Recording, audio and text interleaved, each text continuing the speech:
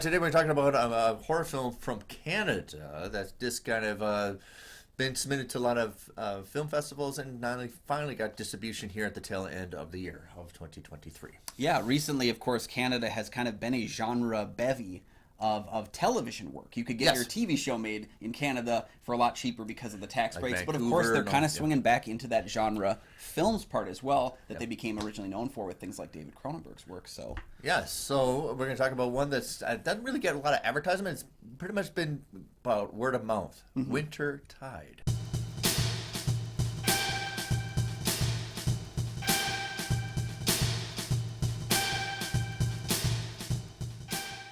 hey, everybody, welcome back to the show. I'm one of your hosts, Kyle Goethe from GoatFilmReviews.com. It's cold in here. I'm Nick from the St. Paul Filmcast. Thanks for finding us. Thanks for watching. And for our loyal fans, thank you for continuing to support the show. Hey, you can do us a solid. Hit the like and subscribe button. It's a little thing you can do. It's a big thing for us. And, of course, tell your friends about the show as well. Hey, we're Minnesota Film Critics. We're part of the Minnesota Film Critics Alliance. Check out that webpage for critics reviews as well as ours.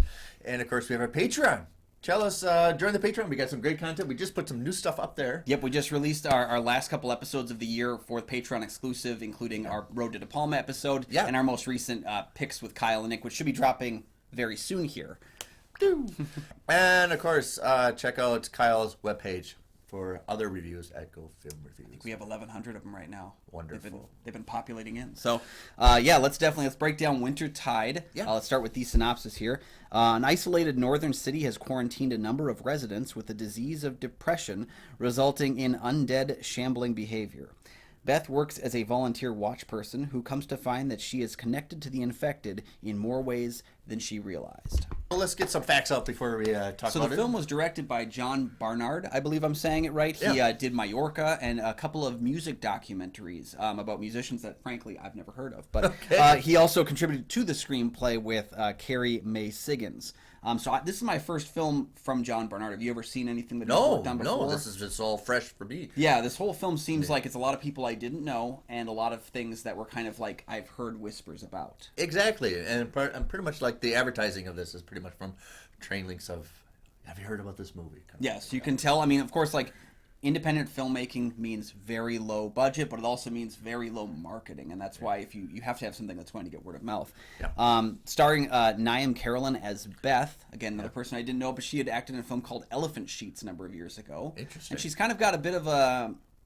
I like that they have this inherent dressed down look that she's not, like... she looks tired. She looks tired throughout the film. Yeah. You're right. I really appreciate the fact that as she looks tired, there's also still that quality of everyone's really lonely. And in the winter, what do you do when you're lonely? You bang a bunch of people. So we get that like inherent sexuality that is to her character that I really thought was quite interesting. Yeah. Definitely a story of zombie apocalypse, but it's not so much about zombies and slash and gore and horror, but it's also about the loneliness of being the last few remnants of a civilization.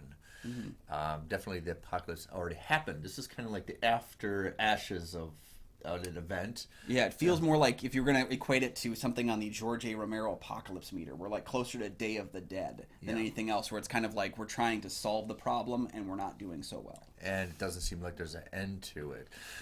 You definitely have a signature of days. Beth is chronicling that sometimes they haven't seen the sun, so actually there is no daylight. They have to go to these resorts to get kind of like their daylight tanning things. This doesn't feel like a linear movie. If you're looking for your zombie slasher thing, this is not it. This is more of a introspective of an event of loneliness, isolation, eventually, but the weather. The zombies are treated almost like, they call them strays. They're not really threatening. They're not really aggravated. Obviously, there's something aggravating them even more. So they're not even when they're aggravated, it's not as intense as we've seen from other zombie movies.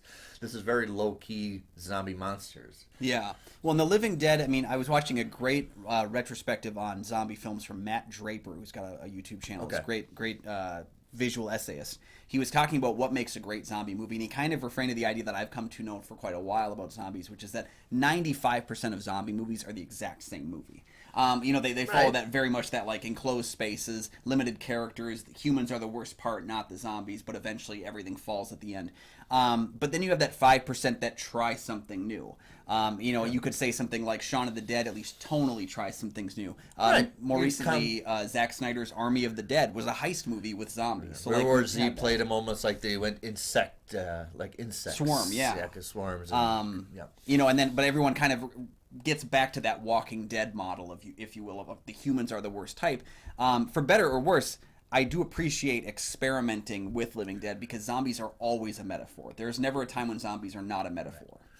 And it's pretty much, this is a catalyst of what did we do wrong to manufacture these zombies? Mm-hmm. Not to how much you don't get infected, but how did we contribute to this problem? I think that's the metaphor for the story. There's a lot of this very visual dualism about good and evil.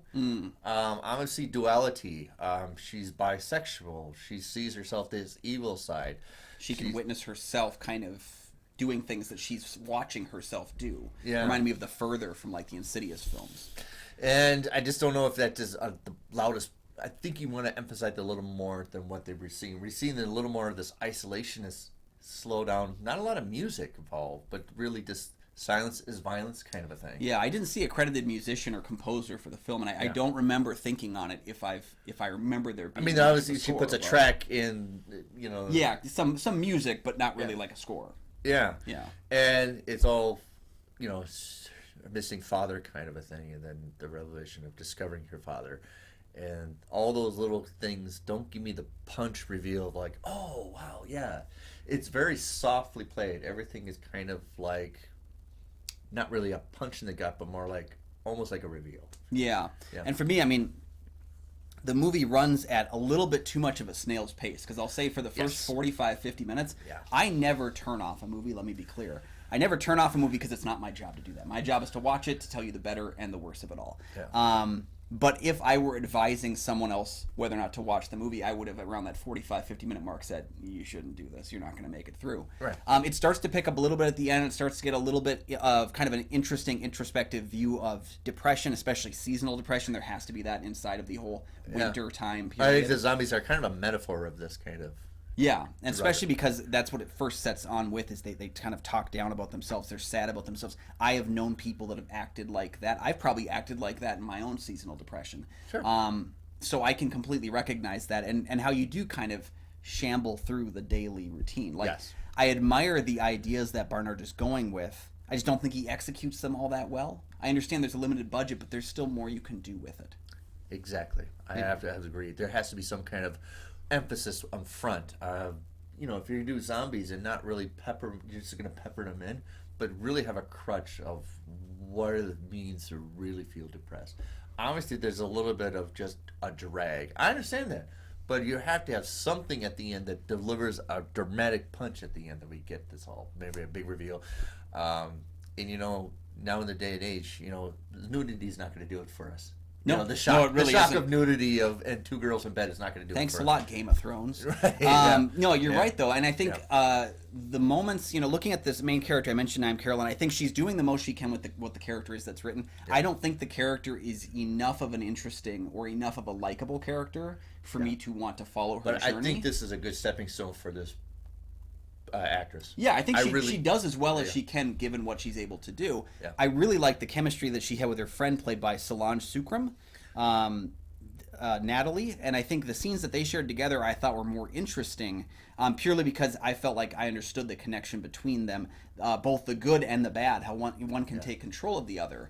And so I feel like if you had maybe brought Natalie's character up almost to more of a co-lead, and we got to see the environment from her point of view, because she's a bit more... I agree. Excited. She's a bit more poppy, I guess you could say.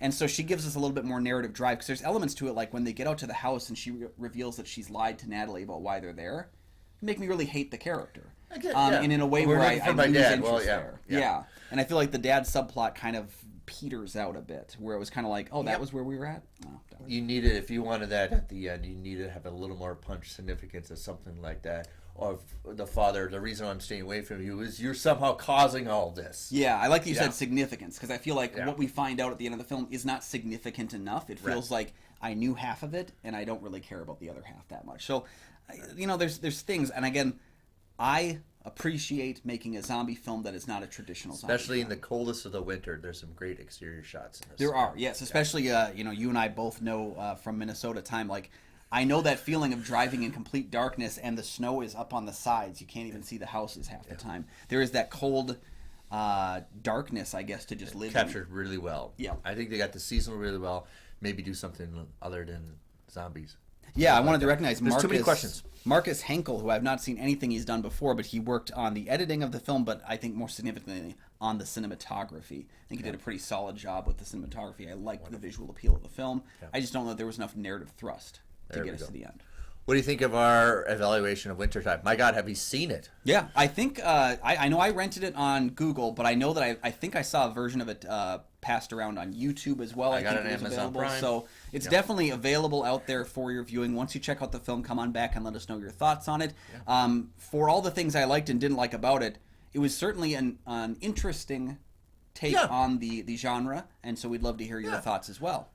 Yeah, and thank you guys for I'm not joining down us. on it, but I'm not up on about it. It's a movie that I can't wholeheartedly recommend. I've seen plenty worse this year, but I've also seen plenty better. But I've seen a better introspective of female bisexuals and gays and bottoms than this movie. Yeah, that movie, give me 2 more zombies in that film, and I think Exactly. it's a perfect movie. So, so thank you for joining us. You can find all of my film reviews over at goatfilmreviews.com. And you can find my show, the St. Paul Filmcast, anywhere you find podcasts. And we just had from our latest, our top 10 of the year with film critic Brian Eggert. Check that out on the show. I look forward to writing you a long-winded note while you're all wrong.